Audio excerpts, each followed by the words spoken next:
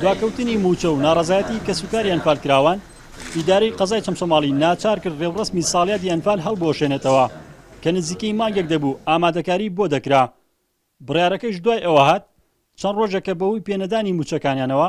کەسوکاری ئەنفالکراوان هەڕەشەی ئەنجامدانی خۆپیشاندان دەکەن لە ڕێوڕسمی ساڵیادی ئەنفالدا. زەمیان ئەڵێن ئێمە بژێوی ژیانمان نییە چۆن یادی ئازیزانمان بکەینەوە ئێمەش هاودەنگین لەگەڵ ئەوانە بۆیە هەموو لایەکۆدنەنگین لەسەر ئەوەی پێیانمان بگەینین بە حکوومەت کە سەرۆتری خۆمانە و وەکو نوێنەرێکی کەسوکاری ئەنفال لە سنوورەکە کە ئێمە وەکو یەکەی کارکردنی نوێنەری ئەوانشین مەراسیمی ئەنفال ئەنجام نادەین بەهۆی ئەو ناڕەزایی کە کەسوکاری ئەنفال هەیەی لەسەرەوەی کە موچەکانیان و بژێوی ژیانیان بۆ دابین نەکراوە. وەزارەتی شەیدان و ئەنفالکراوان ساڵانە یادی تاوانی ئەنفال دەکاتەوە و بۆ ئەم ساڵیش بڕیار بوو لە قەزای چەمسەماڵ ساڵ ڕۆژی تاوانی ئەنفال بکرێتەوە. بەڵام لە کۆبوونەوەیەکی یەکەی دارەکانی قەزای چەمسەماڵ و ڕێکخراوەکانی تایبەت بە ئەنفال بڕیاریاندا یادەکە بەڕێوە نەچێت.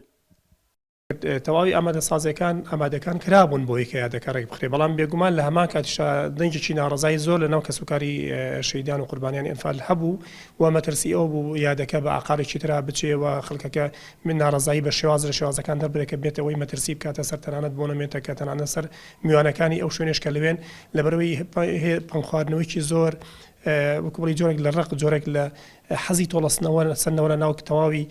ئەو کەسوکاری ئەنفالەکانە دروست بووە کە چەندین ساڵە بەڵێنی گەورە ئەدرێ بەڵام هیچی جێبەجێ ناکرێ. پێشتر کەسوکاری ئەنفالکراوان داوایان کرد پێش یادی ئەنفال موچەکانیان دابەش بکرێت ئەگەر نا ئەمێستان دەبێت، بەڵام وەزارەتی دارایی و ئابووری هەرێم ڕایگەیاند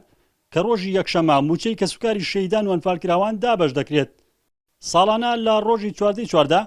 یادی ئەنفال دەکرێتەوە بەوەی زۆری قوربانیەکان لا سنووری ئیدارەی گەرمیان و قەزای چەمسەماڵ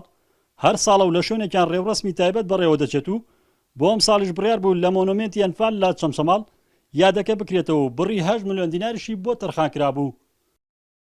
ئێرە گۆڕەپانی مۆنومێنتی ئەنفالە لە قەزای چەمسەماڵ کە بەشی زۆری ئامادەکاریەکان بۆ بەڕێوەچوونی 28مین ساڵیادی تاوانی ئەنفال ئامادەکرا بوو، بەڵام دواتر بڕیاردرا کە ئەو یادە نەکرێتەوە و مەراسیمی تایبەت نەگەڕێت، هەر بۆیە بەشی زۆری پێداویستەکان کۆکرانەوە و وا بڕارە دەرگای سەرەکی مۆنومێنتەکەیش لە سبەینەدا دابخرێت.